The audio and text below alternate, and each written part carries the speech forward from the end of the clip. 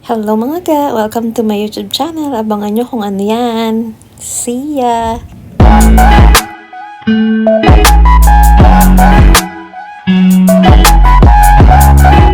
Hello mga ga! Ito nga pala yung binili dati ni Annie. Siguro mga 3 linggo na rin nakakaraan. Kaya lang ngayon ko lang ito ipapakita sa inyo. Hindi ko nga siya nakuhanan doon sa isa kong video. Kaya magtiis-tiis lang muna tayo dito sa maliit na screen.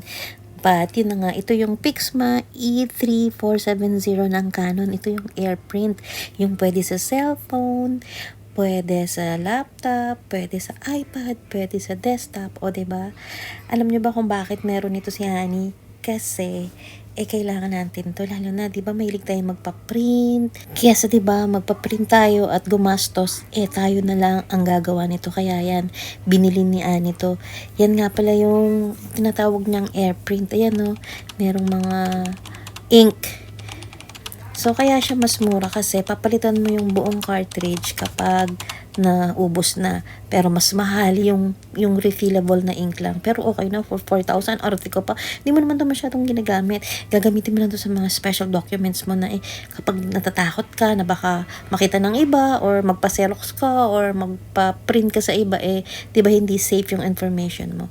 Kaya yan ang reason. Kaya si Honey bumili ng printer na to or pwede ding magpa-xerox dyan or scanner. So, yun na nga mga ga, diba? Napakamura niya. Tapos yan mga ga, so, inuumpisahan niya ng iset up tong Canon na X-Pixma na printer. Kaya rin kinuha niya to kasi yung AirPrint ang gusto niya. Yung pwede sa cellphone, hindi mo na kailangan mag-set up sa malalaking desktop or kung ano pa man. Sa cellphone mo, carry na. Lalo na kung ikaw mahilig mag-travel, di ba? Ang daming pinapa-print, ang daming pinapa-xerox, ang daming pinifill outan. So, mas magandang maigi ng may ganito para at least, again, safe din yung information mo.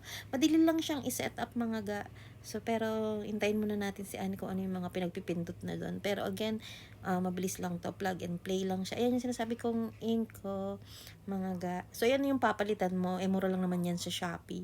So, 'di ba?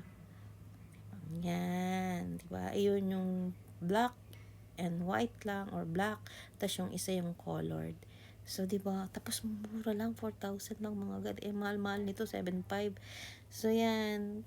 Kaya nga importante na merong kang mga naaabangan na mga pixel. So, yun yung mga at saka hindi mo siya babayaran ng one time kaya hindi siya ganun kabigat.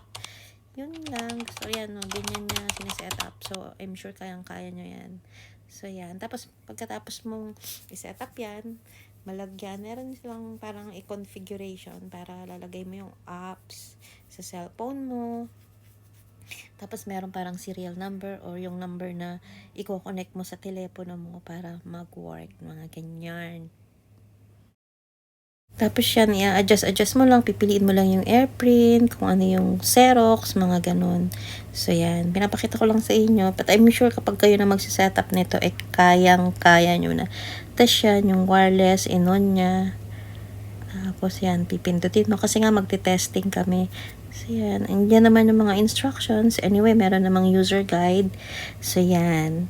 Tapos yan, pipindutin mo lang kung gusto mo ng i-adjust, may mga adjustan din ng papers kasi 'di ba kunwari mag-a-apply ka sa mga iba't ibang bansa, sa Korea, sa Japan, pwede mo ma-adjust yung mga paper na i-fill out mo kasi sa visa application mo or something. Tapos yan na yung sinasabi kong i-set up mo sa phone mo. Kaya syempre dahil wireless, 'di ba? Ganyan. So yan, magta-try ka kung anong gusto mong picture, pwede din. Kung gusto mo ng mga document, pwede din, mga ganun. Tapos yan, pwede mo na, meron yung test print. So yan, i-connect mo lang siya mga ga. So ganun lang siya ka-easy.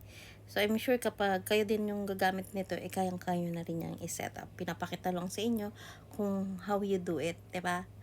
So yan, kaya lang habang ginagawa namin yan, nakikita nyo mga ga, ito na, ayan, mas excited siya, kala mo kanya.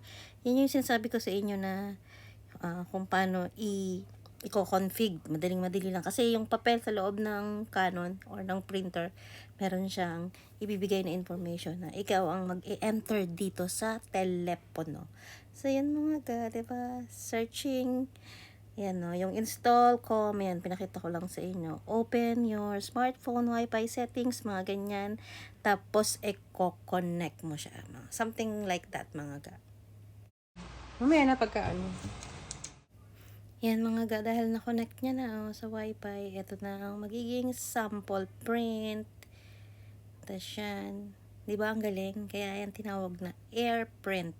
Kasi pwede nyong gawin sa inyong mga telepono. Hindi hassle. Hahanapan mo lang siya ng magandang pwesto kung saan mong bet ilagay yan. Hindi naman siya masyadong malaki. Kaya carry yan. So yan mga ga. Iniintay niya na kasi pinrint niya na yung sample na test. So yan mga ga. Tut. Yan na. O diba? Ibig sabihin working. So yan. Diba? Napakadaling gamitin at napaka-conveniente pa. So yun. Naman mga gayong parang pa-Xerox. O diba ang ganda? Sino ka dyan? Alam niyo pag binili mo to, pwede mo na rin to kayang i-business. Yung magpapaprint sa'yo, diba? Why not? Naisip ko lang yun, diba?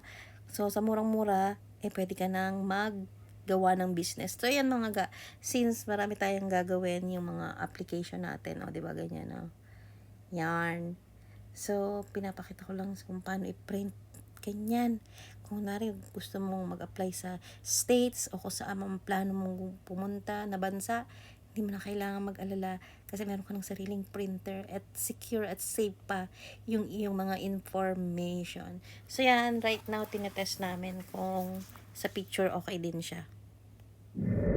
Tapos yan mga ga, na-print na namin yung picture only to find out na karton pala yung pinagprinta namin. So yan ang mga ga, hindi mo na rin kailangan pa-picture.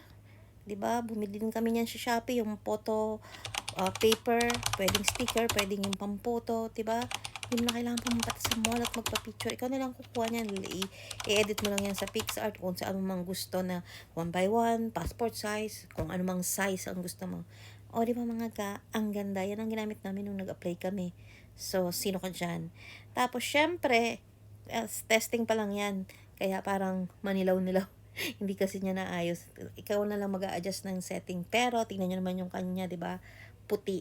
Depende yan sa background na gusto mo. Ako kasi nung isa, parang dilaw or parang kulay green, kaya parang naninilaw. So, kung white lang, i-adjust mo lang. Kasi meron naman settings yan mga ga. Saka depende yan sa background na gagamitin mo. So, yan mga ga. Gusto ko lang ipakita sa inyo. Tapos yun nga mga ga, meron nga akong na-recruit ng mga model. So, ayan na.